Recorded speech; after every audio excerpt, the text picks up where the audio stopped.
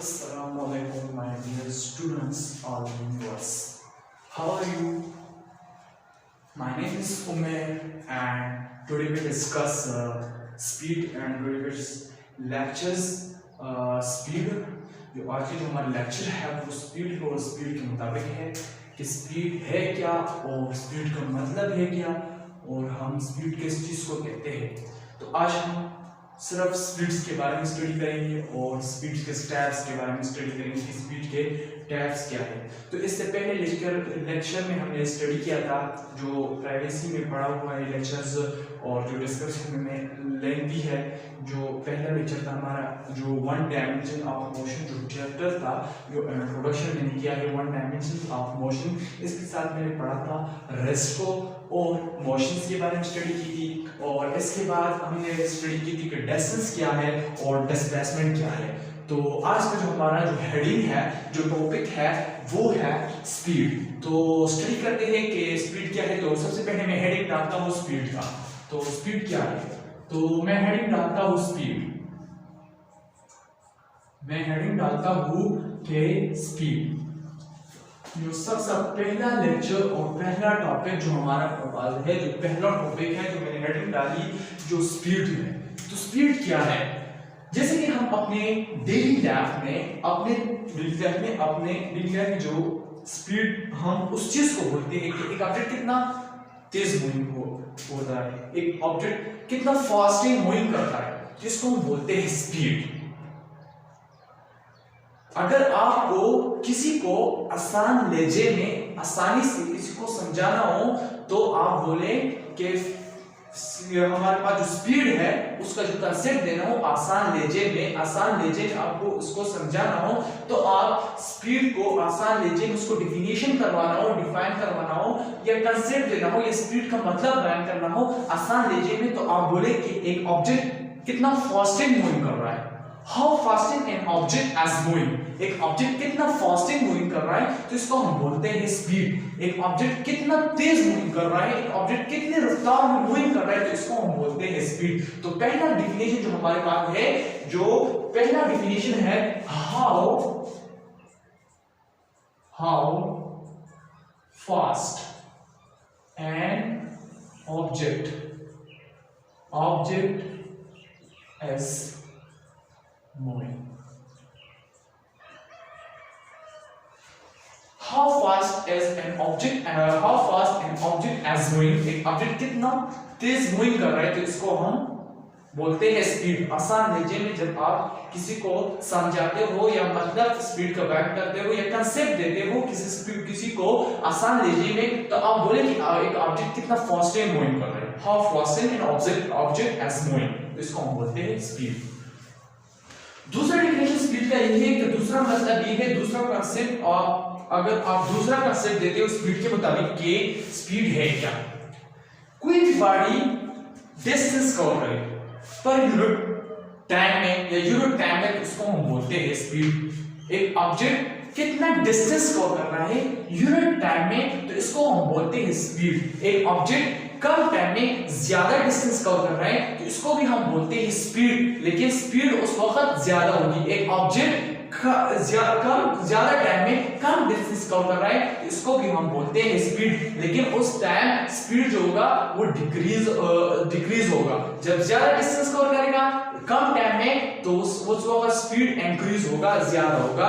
तो मैं लिखता हूं पहला डिफिनेशन कि जब एक बॉडी डिस्टेंस कवर कर रही है एंड यूनिट टाइम में तो इसको हम बोलते हैं स्पीड। जैसे कि मैं आपको एक एग्जांपल दे रहा हूं कि मैं यहां बोर्ड की एक कॉर्नर से दूसरी कॉर्नर की तरफ जा रहा हूं, आप देख रहे हो मुझे, लेट्स सी, आप देखिए मुझे, मैं बोर्ड की एक कॉर्नर से दूसरी कॉर्नर की तरफ जा रहा हूं, देखिए मैं जा रहा हूं, मैं डिस्टेंस कवर कर रहा हूं एंड यूनिट टाइम में तो इसको हम बोलते हैं स्पीड। तो दूसरा डिफिनेशन जो है हमारे पास जो स्पीड का है तो मैं राइट करता हूं आर करके लिखता हूं, आर मतलब मीन कि या दूसरा डिफिनेशन है distance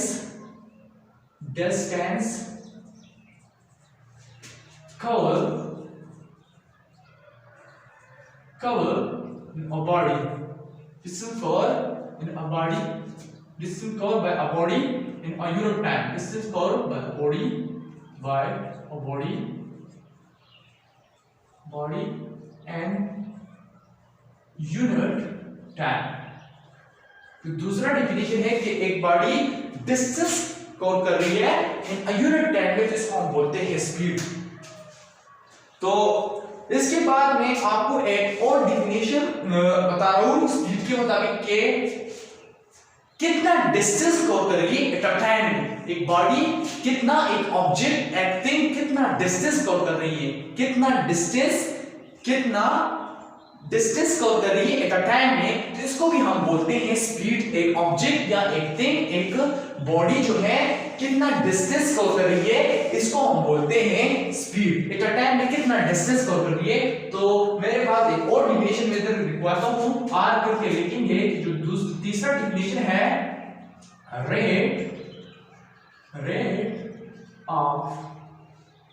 rate at which an object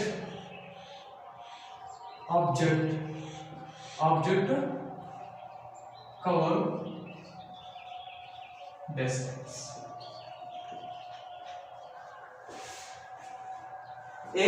कितना डिस्टेंस कवर कर रही है एट अ टाइम में, इसको भी हम एक ऑब्जेक्ट कितना डिस्टेंस कवर कर रही है, ऑब्जेक्ट कितना डिस्टेंस कवर कर रही है एट अ टाइम में, तो इसको हम बोलते हैं स्पीड। रेट मीन है स्पीड, टाइम रेट मीन है जो है टाइम, और एक ऑब्जेक्ट कितना डिस्टेंस कवर कर रही है एट अ टाइम में, तो इसको हम बोलते हैं स्पीड। इसके बाद मैं आपको एक और डेफिनेशन लिखवाता हूं कि बॉडी कितना डिस्टेंस कवर कर रही है पर यूनिट टाइम में, तो इसको हम भी बोलते हैं speed. When a body distance cover कर रही है पर यूनिट टाइम में, तो इसको भी हम बोलते हैं स्पीड। तो तीसरा डेफिनेशन मैं लिखवाता हूं आपको, जब कोई भी body when a body cover distance, when a body cover distance per unit time,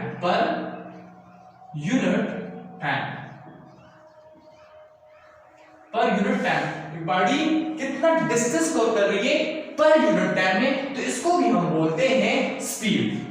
तो मैंने आपको मुख्तलिफ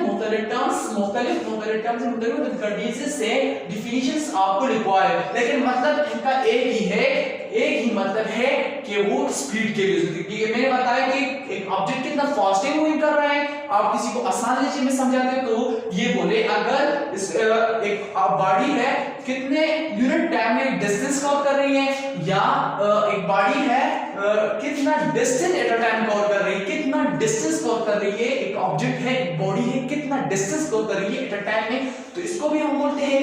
या जब कोई बॉडी डिस्टेंस कवर कर रही है पर यूनिट टाइम में, तो इसको भी हम बोलते हैं स्पीड। मैंने आपको ये भी बताया जब कोई भी ऑब्जेक्ट कम टाइम में ज्यादा डिस्टेंस कवर कर रही है, तो उस वक्त बॉडी का स्पीड ज्यादा होगा। जब कोई बॉडी ज्यादा टाइम में कम डिस्टेंस कवर कर रहे हैं, तो उस वक्त बॉडी का स्पीड जो हो गया वो कम होगा। तो इसके बाद में स्पीड का जो स्पीड को हम किस चीज से रिप्रेजेंट करते हैं, इसको हम किस चीज से डिनोट करते हैं, ये इसका सिंबॉलिक क्या है। तो मैं इस इधर हेडिंग डालता हूं स्पीड को हम किस चीज से रिप्रेजेंट करते हैं। तो सबसे पहले मैं इधर डालता हूं रिप्रेजेंटेड। स्पीड को हम रिप्रेजेंट करते हैं v से, स्पीड को हम रिप्रेजेंट करते हैं v से, तो स्पीड को हम रिप्रेजेंट करते हैं v से। इसके बाद हम इसको मैथमेटिकली कैसे प्रूव करेंगे कि स्पीड कितना डिस्टेंस कितने टाइम में कवर कर रहा है, तो इसको हम मैथमेटिकली कैसे प्रूव करेंगे, इसको मैथमेटिकली कैसे सॉल्व करेंगे। तो इसके लिए मैं इक्वेशन लिखता हूं मैथमेटिकली। तो मैथमेटिकली सबसे पहले मैं लिखता हूं जो स्पीड को मैं लिखता हूं, इधर मैं इक्वेशन डालता हूं, हेडिंग हमारे पास है इक्वेशन, जो मैथमेटिकली हम प्रूव करते हैं इक्वेशन मैंने डाला हेडिंग। तो मैं लिखता हूं हमारे पास जो है स्पीड, इधर हमारे पास एक और डिफिनेशन बनता है, तो मैं आपको राइट करवाता हूं speed equal to distance divided by time. तो इधर एक और डिफिनेशन बन गया, तो मैं आज जब लिखूंगा एक और डिफिनेशन है एक मुख्तलिफ टर्म्स में, मैं आपको फाइंड करता हूं कि इसका मतलब भी यही है कि स्पीड, तो इसका मतलब ये है कि rate of change of distance is called speed. तो मैं इसको सिंबॉलिकली पहले लिखता हूं, इसके बाद मैं आपको दूसरा डिफिनेशन है, जो चौथा डिफिनेशन है स्पीड का, मैं वो भी राइट करवाता हूं आपको। जो सिंबॉलिकली हम लिखते हैं सिंबॉलिक मींस जो शॉर्टेस्ट फॉर्म में जब हम स्पीड को लिखते हैं, जो स्पीड को इक्वेशन को सिंबॉलिकली हम कैसे लिखते हैं, तो सिंबॉलिकली स्पीड को हम रिप्रेजेंट करते हैं, जो स्पीड का सिंबॉलिक है रिप्रेजेंट है डिनोटेड करते हैं हम, वो v से करते हैं। v इक्वल टू डिस्टेंस को मैंने पहले लेक्चर में आपको बताया भी, अगर आपने वीडियो नहीं देखी तो पहले वो वीडियो देखो, वन डायमेंशंस ऑफ मोशन, उसके साथ मैंने डिस्टेंस और डिस्प्लेसमेंट को स्टडी किया था। तो आज हम डिस्टेंस और जो आज का हमारा टॉपिक है वो स्पीड है। तो मैं आपको फिर ध्यान में दे रहा हूं कि डिस्टेंस में मैंने आपको पढ़ा था, जो डिनोटेट करते हैं हम x से, r से, s से, d से हम रिप्रेजेंट करते हैं। तो इधर मैं x से रिप्रेजेंट करता हूं, x डेल्टा x या डेल्टा s में के कोई भी लिख सकते हैं, delta s divided by delta t। तो इधर एक और डिफिनेशन बन गया, rate of change of distance is called speed. तो इधर एक और डिफिनेशन बन गया, तो मैं इधर राइट करवाता हूं, जो हमारे पास चार डिफिनेशन बन गए, 1 2 3 4 5 डिफिनेशन। जो 5 डिफिनेशन है हमारे पास है रेट ऑफ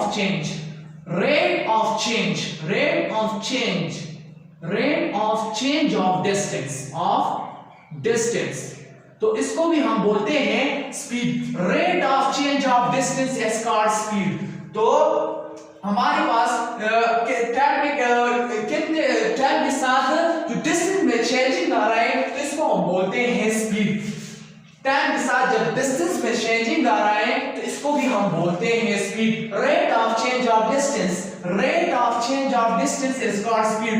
तो मैंने आपको 5 डिफिनेशंस लिखवाए, जो 5 डिफिनेशंस है वो है, जो 5 डिफिनेशन है मैंने आपको लिखवाए मुख्तलिफ टर्म्स में, मुख्तलिफ कंडीशंस में, बट इसका मतलब एक ही है। आपको किसी को आसानी में समझाना हो तो आप समझाए कि एक ऑब्जेक्ट कितना फास्टिंग मूविंग कर रहा है, तो इसको हम बोलते हैं स्पीड। तो इसके बाद हमारे पास जो यूनिट्स जो स्पीड्स है, इसको हम किस चीज से मेजर कर सकते हैं, स्पीड को हम किस चीज से मेजर कर सकते हैं, इसके लिए हम कौन सा यूनिट्स इस्तेमाल करते हैं, स्पीड्स के लिए हम कौन सा यूनिट यूज करते हैं, या स्पीड के लिए हम कौन सा यूनिट इस्तेमाल कर सकते हैं, और इस यूनिट्स को हम हमेशा इक्वेशन से निकालते हैं। मेजर करने के लिए जो हम स्पीड के लिए जो यूनिट्स इस्तेमाल करते हैं, वो हम हमेशा इक्वेशन से निकालते हैं। तो मैं इधर लिखता हूं यूनिट्स ऑफ स्पीड हमारे पास जो है वो 3 किस्म के हैं। एक इंटरनेशनल सिस्टम्स ऑफ यूनिट्स है, और एक हम सेंटीमीटर ग्राम्स सेकंड्स में जो सीजीएस में है, एक हमारे पास है एफपीएस सिस्टम में हमारे पास 3 यूनिट्स आते हैं, जो आज मैं आपको डिस्कस करवाता हूं। तो सबसे पहले मैं इधर हेडिंग्स डालता हूं, यूनिट्स ऑफ स्पीड। तो इधर मैं हेडिंग डालता हूं units of speed, units of speed, units of speed. तो सबसे पहला यूनिट्स मैं निकालता हूं आपको इंटरनेशनल सिस्टम्स ऑफ यूनिट्स। हमारे पास इंटरनेशनल सिस्टम्स ऑफ यूनिट्स है क्या, तो इंटरनेशनल सिस्टम ऑफ यूनिट हम स्पीड का जब यूनिट्स हम निकालते हैं, तो यूनिट्स हमेशा हम इक्वेशन से निकालते हैं, यूनिट्स को हमेशा हम इक्वेशन से निकालते हैं। तो सबसे पहले हम इंटरनेशनल सिस्टम्स ऑफ यूनिट्स निकालते हैं, जो एसआई सिस्टम्स ऑफ यूनिट है, international systems of unit. International system of units जो सबसे पहला यूनिट है वो है इंटरनेशनल सिस्टम ऑफ यूनिट में हम स्पीड का यूनिट देखेंगे कि इंटरनेशनल सिस्टम ऑफ में स्पीड्स का यूनिट्स क्या है। तो हमारे पास जो इक्वेशन आया था, मैं इधर हाईलाइट करता हूं आपको, जो हमारे पास जो इक्वेशन आया था वो था v equal to delta s divided by delta t। जो हमारे पास जो स्पीड का जो इक्वेशन आया था, तो इस इक्वेशन से मैं इसका यूनिट्स निकालता हूं। तो देखिए जो मैंने पहले लेक्चर में पहली प्राइवेसी में आपको पढ़ाया था, जो हमारे पास पहली प्राइवेसी में जो पहला लेक्चर था उसमें मैंने आपको बताया था जो हमारे पास डिस्टेंस है इसका यूनिट है मीटर। अगर हम इस यूनिट में बात करें तो हमारे पास डिस्टेंस का यूनिट है मीटर। क्या है? मीटर, स्मॉल एम्स जो मीटर है। और टाइम का यूनिट मैंने आपको ये भी बताया था, टाइम का यूनिट जो है वो सेकंड है, वो ऑलवेज सेकंड आता है। अगर इस टाइम में इसका भी सेकंड आता है और सीजीएस में भी सेकंड आता है, एफपीएस में, तीनों में इस यूनिट इसका आता है। सेकंड टाइम के लिए सेकंड यूनिट यूज करते हैं। तो मैं इधर लिखता हूं जो टाइम है टी की जगह हमारे पास आएगी एस। तो इधर देखिए हमारे पास delta T equal to delta S represent करता है डिस्टेंस को और delta T represented by times, और डिस्टेंस का यूनिट हमारे पास है मीटर, टाइम का यूनिट है हमारे पास सेकंड। तो इधर हमारे पास जो यूनिट आया मीटर पर सेकंड, मीटर पर सेकंड, या इस तरह लिख सकते हैं या आप इस तरह लिख सकते हैं मीटर पर सेकंड। मैं इधर हाईलाइट करता हूं ये यूनिट्स है हमारे पास, आर पर लिखेंगे हमारे पास दो यूनिट, दो फॉर्म से हम इसे राइट कर सकते हैं। ये हमारे पास यूनिट्स आए हैं international system of unit of speed. जो इंटरनेशनल सिस्टम में हम स्पीड का यूनिट निकालते हैं तो हमारे पास जो इंटरनेशनल सिस्टम ऑफ में जो यूनिट आया हमारे पास वो है मीटर पर सेकंड्स। तो इसके बाद मैं दूसरा जो सीजीएस में इसका यूनिट्स निकालता हूं, जो सीजीएस में इसका यूनिट्स है हमारे पास, जो सीजीएस में वो सबसे पहले मैं इधर यूनिट्स का नाम लिखूं सीजीएस में इसका यूनिट्स क्या है, सीजीएस में इसका यूनिट्स लिखते हैं, सीजीएस में इसका यूनिट्स क्या है। तो इधर मैंने हेडिंग डाली जो है सीजीएस में इसका यूनिट्स निकालते हैं। तो यूनिट्स मैंने आपको भी पहले ही बताया कि यूनिट्स को हमेशा हम इक्वेशन से निकालते हैं। जो यूनिट्स को हम हमेशा इक्वेशन से निकालते हैं। तो मैंने डिस्टेंस का पहला यूनिट्स मैंने आपको पढ़ाया भी था कि इक्वेशन से हम डिस्टेंस का यूनिट था सीजीएस में था वो सेंटीमीटर था। तो सीजीएस में जो डिस्टेंस का यूनिट है तो मैं इधर इक्वेशन से यूनिट्स को निकालता हूं। हमारे पास जो इक्वेशन आया था जो पहला मैंने हाईलाइट किया है v equal to delta s, मैं इधर पहले लिखवाता हूं v equal to delta s divided by delta t। तो इक्वेशन से हमेशा हम यूनिट्स को निकालते हैं। तो इधर मैं हाईलाइट करवाता हूं, हाईलाइट। तो देखें हमारे पास जो इक्वेशन आया था वो ये था। तो इसके बाद मैं इसका यूनिट्स निकालता हूं सीजीएस में। तो हमारे पास सीजीएस में जो डिस्टेंस का यूनिट था वो था सेंटीमीटर, और टाइम के लिए सीजीएस का यूनिट है सेकंड। तो हमारे पास जो स्पीड का यूनिट आया सीजीएस में, तो देखिए हमारे पास सीजीएस का यूनिट आया वो है सेंटीमीटर पर सेकंड। इस तरह भी लिख सकते हैं या आर पर लिखेंगे सेंटीमीटर पर सेकंड, इस तरह भी लिख सकते हैं। मैं इधर हाईलाइट करवाता हूं आपको कि हमारे पास जो स्पीड का यूनिट है सीजीएस में वो है सेंटीमीटर पर सेकंड, सेंटीमीटर पर सेकंड एक ही मतलब है दोनों का। तो इधर मैं आपको तीसरा यूनिट इसका निकालता हूं एफपीएस में जो स्पीड का यूनिट्स क्या है। तो इधर मैं डायरेक्टली लिखवाता हूं जो इक्वेशन हमारे पास है वो है, जो इक्वेशन है जो आया है, जो स्पीड का जो इक्वेशन है delta s divided by delta t।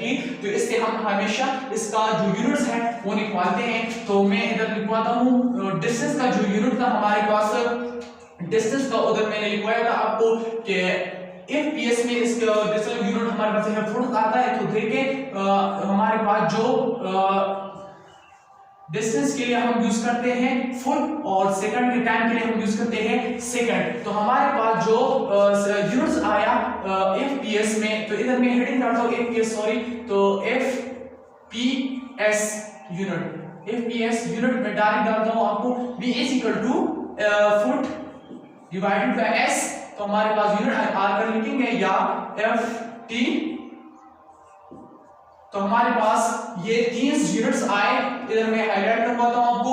ये 30 units SI analysis system of unit of CGS, units of FPS, ये 30 यूनिट हमारे पास आए। इसके बाद हम इसके नेचर को देखते हैं कि हमारे पास इसका नेचर्स क्या है। तो स्पीड में हम तो ये नहीं कहते कि स्पीड, हम नहीं कहते कि आपका डायरेक्शंस की तरह है। स्पीड में हम सिर्फ ओनली एज मैग्नीट्यूड की बात करते हैं, स्पीड में हम डायरेक्शंस की बात नहीं करते। स्पीड में direction is not present, speed में डायरेक्शंस नहीं होता, स्पीड में हम सिर्फ ओनली मैग्नीट्यूड की बात करते हैं। तो इसी वजह से अगर हम इसके नेचर्स की बात करें तो हमारे पास जो इसका नेचर्स आता है वो है नेचर में इधर हेडिंग डालता हूं नेचर। नेचर जो है इसका वो है scalar quantity, scalar quantities, scalar quantities. Scalar vector quantity मैंने पहले लेक्चर में ये भी आपको पढ़ाया था कि स्केलर क्वांटिटी क्या है, वेक्टर्स क्वांटिटी क्या है। स्केलर क्वांटिटी वो क्वांटिटीज है, मैं इधर आपको पहले लिखवाता हूं इसका डेफिनेशन दोनों का, स्केलर का एंड वेक्टर का। स्केलर क्वांटिटी वो क्वांटिटी है जिसमें ओनली मैग्नीट्यूड हो बट नॉट डायरेक्शंस, इसमें डायरेक्शंस ना हो, तो इसे हम कहते हैं स्केलर क्वांटिटी। और वेक्टर क्वांटिटी वो क्वांटिटी है जिसमें डायरेक्शंस भी हो और मैग्नीट्यूड्स भी हो। Present and direction, present and magnitude, direction भी मौजूद हो और मैग्नीट्यूड भी मौजूद हो, तो ऐसे हम कहते हैं वेक्टर्स क्वांटिटी। और स्केलर क्वांटिटी वो क्वांटिटी है जिसमें सिर्फ ओनली प्रेजेंट हो magnitude but absent as directions में कोई डायरेक्शन, नॉट डायरेक्शंस में डायरेक्शन ना हो, तो स्पीड इज नॉट डायरेक्शन। तो इधर मैं लिखता हूं speed is not directions, speed